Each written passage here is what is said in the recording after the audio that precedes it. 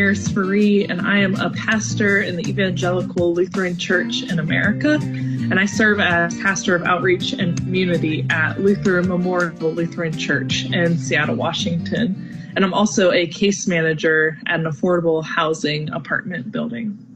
I was first introduced to systems thinking while I was a student at Trinity Lutheran Seminary. I had the privilege of working on the Healthy Congregations student staff team. So much of what I learned from systems thinking happened while I was behind a camera doing the live stream for the leadership series. And when I started internship 3 years ago now, I was so excited to use what I had learned from the leadership series because they were preparing to do a massive construction project. They had just sold their parking lot and part of their building to Compass Housing Alliance to build affordable housing. And they were about 2 months out from starting that project when I began my internship. So I tell people that I had 2 normal months of internship, and then it was off to the races with construction nonstop. And I told myself also I was prepared for this because of healthy congregations and systems thinking. I was ready to be a self-differentiated leader and take on the anxiety that was going to come along with all of this construction work and maybe even the drama that would happen. And then nothing happened, really. The construction started, we broke ground, and for a while, the congregation was relatively quiet. There wasn't much anxiety that I noticed. Everything seemed to go off without a hitch and just move along normally.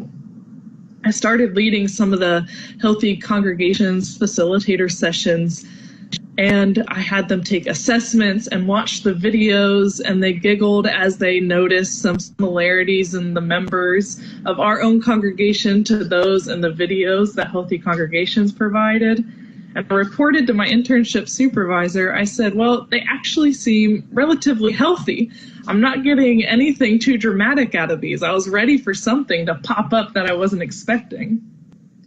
And then I started to become more enmeshed in the congregation, right? As time went on, as I continued to be their intern, I started to become more a part of their community. And it started to become harder to take that 5,000 or that 10,000 foot view and reflect on what was happening as I was enmeshed in the congregation.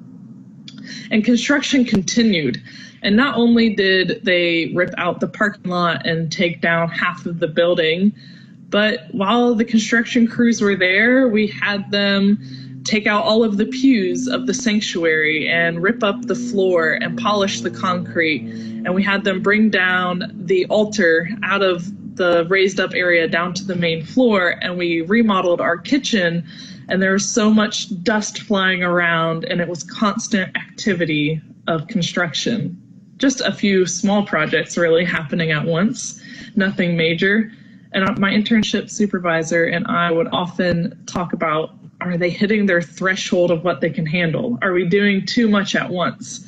And my response was generally to say, just rip off the Band-Aid. The construction crews are here. Let's just get it all done at once. And while all these multiple projects were happening, that's when the anxiety started to ramp up more and show up in odd ways or ways that we weren't expecting.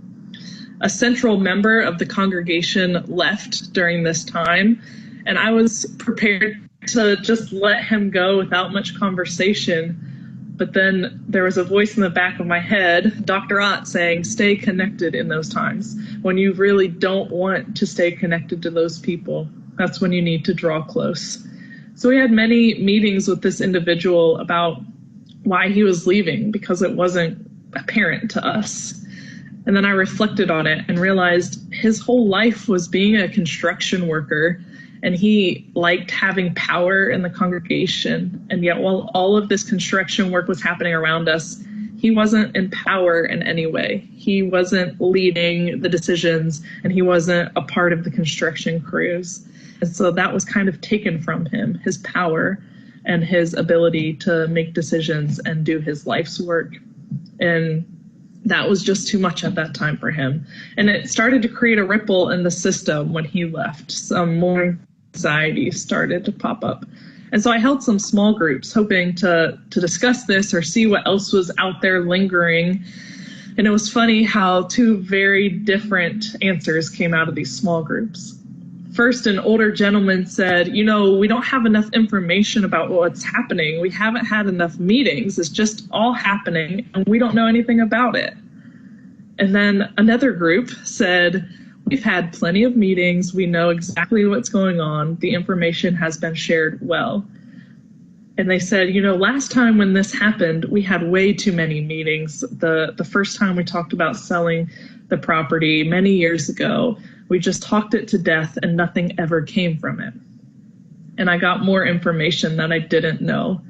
The first older gentleman from the first small group, he had led the first round of conversations about selling the property and prided himself on leading 159 meetings about the same topic, which had just exhausted the congregation. So that history or that information about the system was really important to learn in that time, about where he was coming from and where the other small group was coming from. So we had these ways that systems thinking really helped me understand what was happening in this current congregation and in their time of being church together. And we're still working out the kinks of what happened. I am happy to report that 59 families now live next door to the church in a beautiful, affordable housing apartment building. And the worship chairs are very comfortable to sit in versus the pews. And I'm so grateful for my learning of systems thinking that helped me navigate these anxious times as a congregation.